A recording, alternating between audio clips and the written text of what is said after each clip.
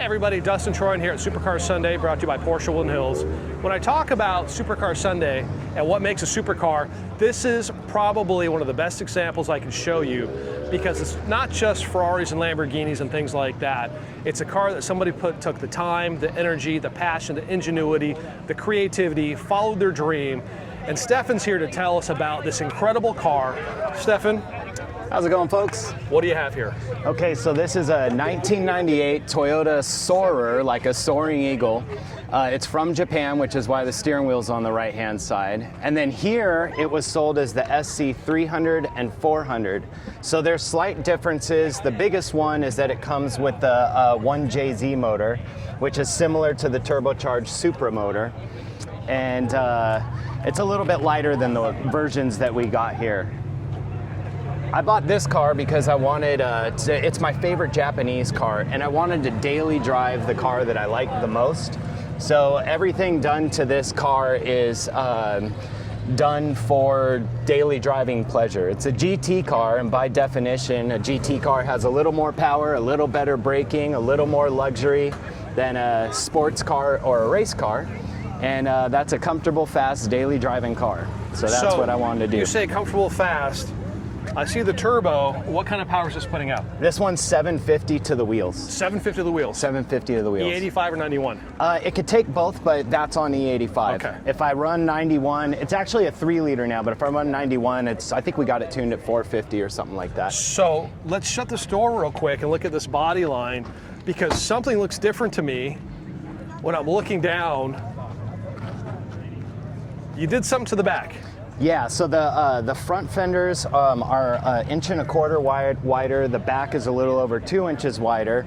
So they reference it as a wide body, and it's to fit the wider tires. The rear wheels are 14 inches wide, and the fronts are 11.5 wide. So it gives you better traction to put down the horsepower without slipping. I like the calipers. Tell me about the calipers. Yeah, so I wanted the whole car to look OEM if you're not familiar with the chassis, and these calipers are OEM Toyota calipers from an LS 460, and the rears are off a Supra, and the back said Supra on it and the front was blank, so I just put a Supra sticker on the front to match the back.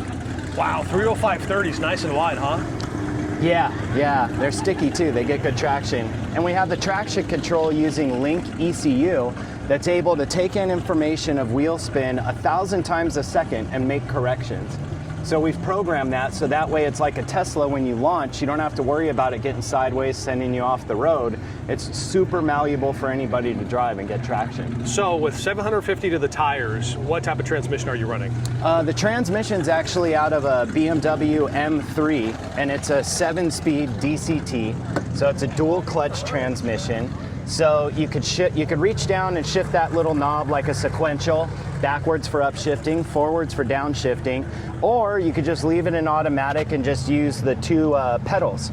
And it shifts faster in automatic than somebody can shift normally. So as soon as you hit it, it drops gears and goes, and it shifts in a fraction of a second. So it's good for daily driving, which is my purpose, and also for performance. So it's kind of a win-win.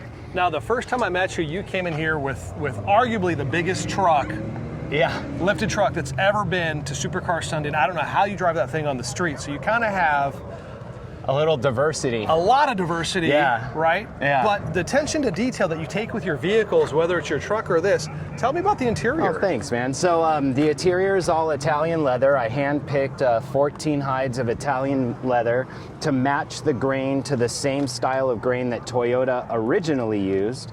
And then I wanted to make it look factory, so I tried to find seats that fit the purpose of a GT car. They aren't too race car, but they hold you in a little bit more than a normal car. Sure.